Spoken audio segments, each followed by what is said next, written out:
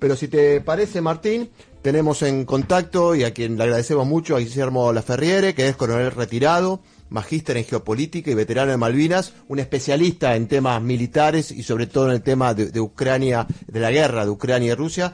Así que lo saludamos. Hola, Guillermo, ¿cómo estás? Hola, ¿qué tal? ¿Cómo están? Gracias por invitarme, es un gusto. Bienvenido, ¿cómo estás? Bienvenido. Muy bien, muchas gracias. No, gracias a vos, Guillermo. Y la primera pregunta es esto un poquito lo que estábamos hablando acá con Martín.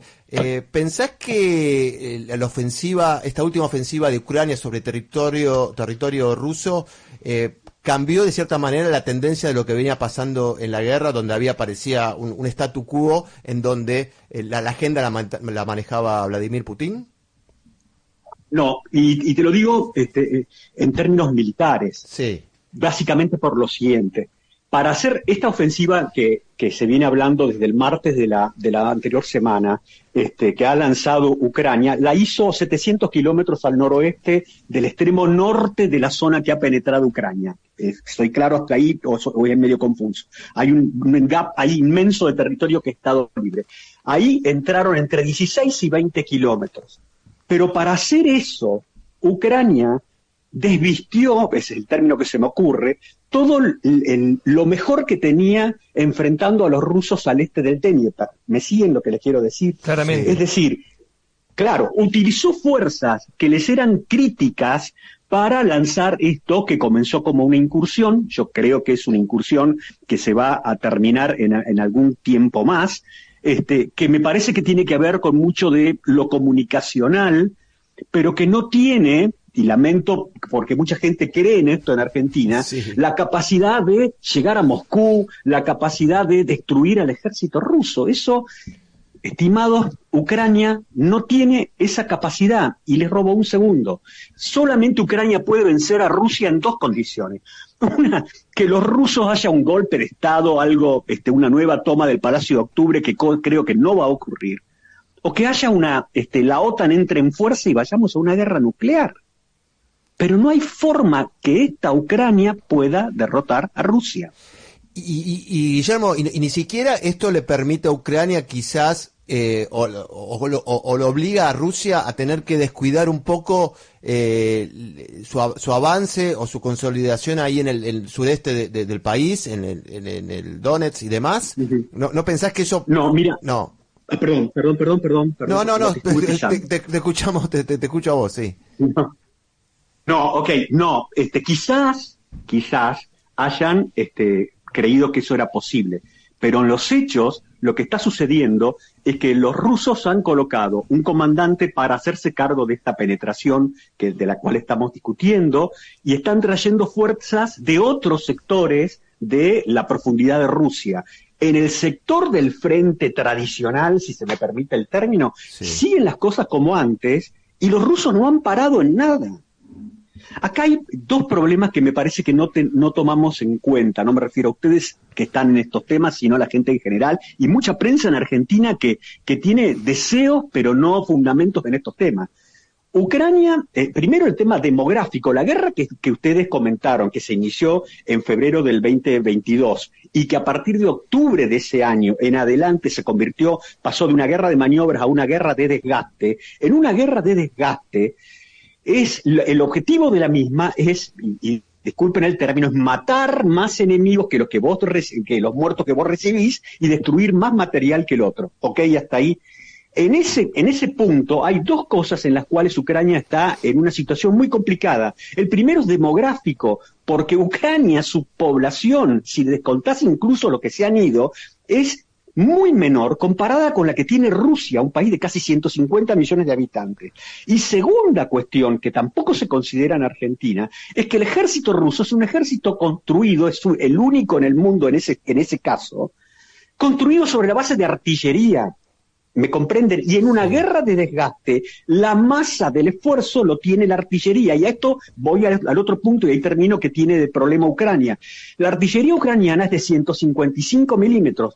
Hace más de un año y medio que el mundo occidental está en crisis con la fabricación de ese tipo de munición. No dan abasto. No hay municiones. Claro, pero hay algo más, que Estados Unidos sacó 1 millón de disparos de tiros, de proyectiles que tenían depósitos en el territorio de Israel para poder abastecer a Ucrania. Caramba, ¿eh? ¿Me comprenden lo que les estoy diciendo? Sí, sí, perfectamente. Está muy claro, Guillermo. Ahora, ¿por qué entonces, cuál es la estrategia de esta media sorpresa, digamos, porque fue una sorpresa, en eso estabas de acuerdo, Sí. ¿no, Guillermo? Sí, totalmente. Una sorpresa totalmente. para Putin, para el ejército inclusive, Sí. Van a raro, rodar ¿no? cabezas, no te quepa duda. ¿Sí?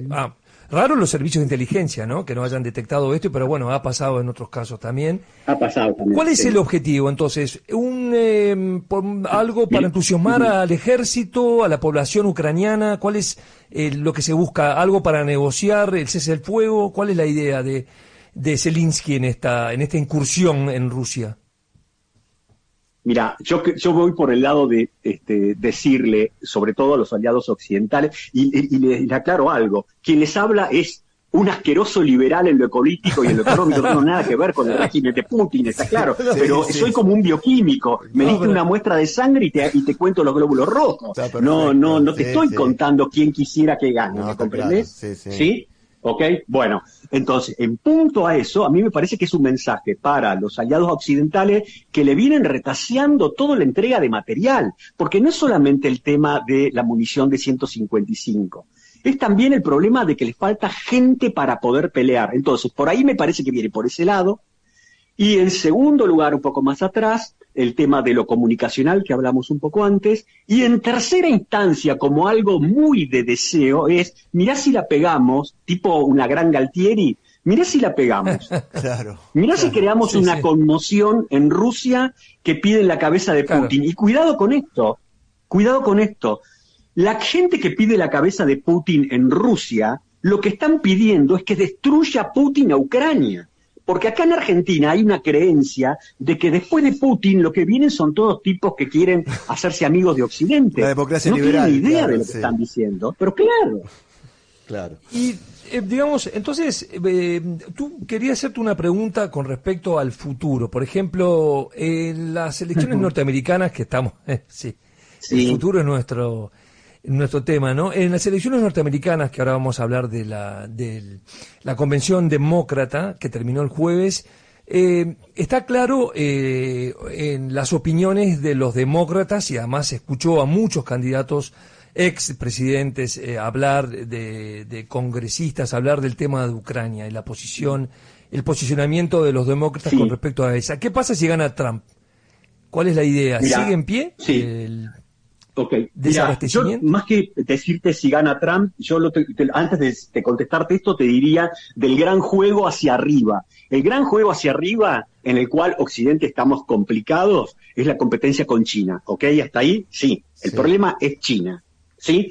A mí me parece que el grosero error que cometió Biden con todo este tema de la guerra en Europa ha sido llevar a Rusia a los brazos de China. Entonces, si vos, que sos la cabeza de Occidente, pretendés poder limitar a China o poder, digamos, derrotarla en un futuro muy lejano si ésta quisiera convertirse en una potencia hegemónica, lo primero que tenés que tener es que Rusia no esté pegada a ella, porque si Rusia está pegada a China, vos a China lo que le estás dando es la seguridad del acceso a materiales estratégicos por una vía muy sólida y no tener que pasar por la cuenca del Índico. ¿Me comprenden lo que les quiero decir? Es un error garrafal. Entonces vuelvo a Trump. Voy ahora hacia Trump. Trump y mucha de la gente que está cerca de él están viendo eso. Es más, Jan Bremer, que ustedes lo deben conocer, que es el tipo del grupo, del Asian Group, que es un analista muy cercano al Partido Demócrata, si se quiere, el tipo viene diciendo que Estados Unidos necesariamente va a tener que buscar la forma de alejar a Rusia de China. Entonces, si gana Trump, es muy probable que el tipo inicie un proceso lento, muy largo, de tratar de sacar a Rusia de ese abrazo con los chinos. Ahora, si ganan los demócratas, creo que van a redoblar la apuesta del error estratégico que han generado de volver a colocar a Europa occidental como si fuera un objetivo vital de ellos, como fue en la Primera y Segunda Guerra Mundial, cuando ya no lo es más. Es Asia el problema para ellos. Pero bueno, ahora van a tener en dos lugares, en Europa y en Asia, dos potencias nucleares con las cuales tener que dirimir. Una locura. Guillermo, y relacionado a esto, cada vez que sucede algún tipo de situación que parece que Putin la está pasando mal, se empieza a revolear en los medios y en los analistas muchas veces la opción nuclear de Putin. ¿Cuánto crees vos que hay de posibilidad de que Putin pueda usar esa opción? ¿Y qué debería pasar en el terreno, en el territorio, en la guerra, para que se evalúe seriamente que Putin puede llegar a utilizar su capacidad nuclear para cambiar la tendencia de la guerra? Bueno, por contestar esa pregunta, no me invitaron más a La Nación desde febrero o marzo del 2022, porque se abrieron los ojos horrorizados. Acá no tenemos problema, ¿eh? Es una te vamos a volver a invitar, diga lo que diga. Es un programa abierto y lo que nos interesa es el análisis, estoy más allá de todo, no me importa más nada. Escúchenme. Sí. Para Rusia, y no se enojen lo que voy a decir, esta es su crisis de los misiles del 62. ¿Está claro? Sí. ¿A qué es lo que quiero decir? Para ellos, Ucrania es su Cuba. No pueden tolerar, y esto hay que ponerse en el lugar de una gran potencia. Acá hay 3 grandes potencias: Estados Unidos, China y más atrás, lejos Rusia, pero es una gran potencia. Las grandes potencias son celosas de lo que pasa en sus fronteras.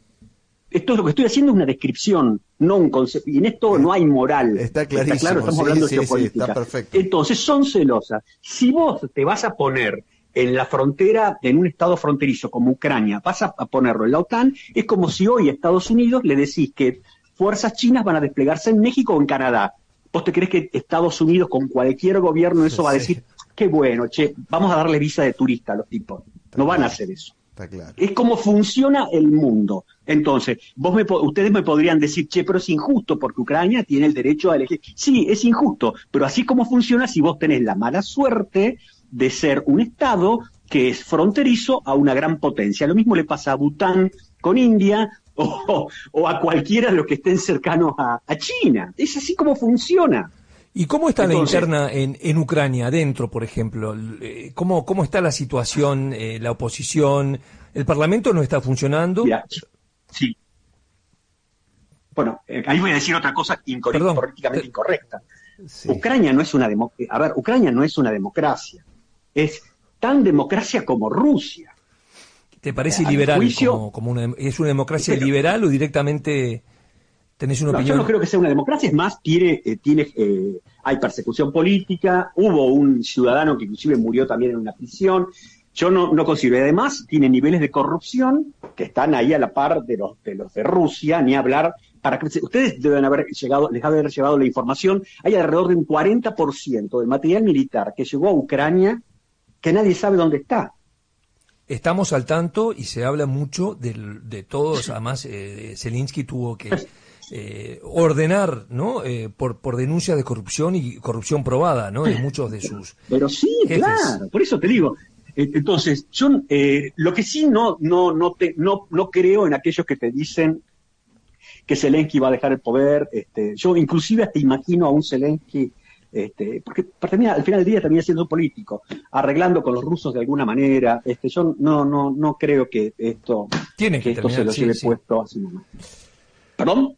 No, que tiene que buscar el cese el fuego, por lo menos, parar la guerra. Y una pregunta que siempre estamos en duda, que siempre comentábamos el otro día, la desinformación clásica de las guerras, ¿no? O la mentira, la media verdad, etcétera. ¿Cuántos muertos confirmados tiene el ejército ucraniano?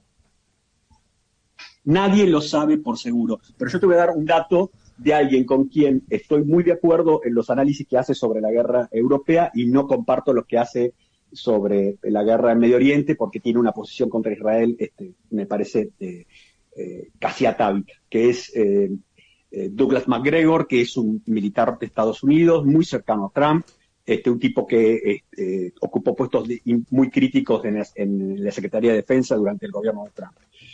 Él dice que está manejando datos de alrededor de entre 550 y 600.000 muertos. Para que ustedes de parte de Ucrania. ¿En Ucrania solamente? En Ucrania. Para que ustedes se den una idea, estamos hablando en 2 años y 9 meses, 8 o 9 meses de guerra, ¿no es cierto? En la Primera Guerra Mundial, entre 1917 y 1918, que participó Estados Unidos, cuando ingresó a la guerra, tuvo alrededor de 160.000 muertos. En toda la Segunda Guerra Mundial, del, digamos, capítulo norteamericano, del 41 al 45, tuvieron cerca de 300.000 en 4 años. ¿Me entienden la magnitud de lo que estamos hablando? Pero a eso, ¿cuál es el viso de realidad que tiene ese número, en más o en menos? La crisis para poder conseguir soldados para pelear, ¿me comprendés? Porque si fuese como dice Zelensky, que solamente en 2 años y pico de guerra perdieron 35.000 hombres, no tendrían ningún problema para poder formar unidades, para rotar tropas que están en el frente y un montón de cosas que se podrían hacer cuando vos tenés esa situación. ¿Me comprenden lo que les quiero decir? Además, les recuerdo que Ucrania va por su 5ª o 6ª movilización general. Rusia hizo nada más 2 movilizaciones parciales. Ni siquiera movilizó la masa de gente que tiene. ¿Me entienden lo que les quiero decir? Perfectamente, Guillermo, y la verdad nos encantaría seguir hablando, pero bueno, tenemos que cortar ahora, pero seguramente te vamos a volver a molestar un domingo, quizás te invitamos acá también para charlar un poco. En los estudios nuevos de Radio con Vos. Radio con Vos, así que muchísimas gracias por esta comunicación. No, el agradecido soy yo. Les mando un abrazo, viejo. Un abrazo, Guillermo. Bueno, era Guillermo Laferriere, coronel retirado, magíster en geopolítica y veterano de Malvinas. Impresionante, con algunas definiciones muy fuertes, sí, y muy concretas, y muy sólidas también.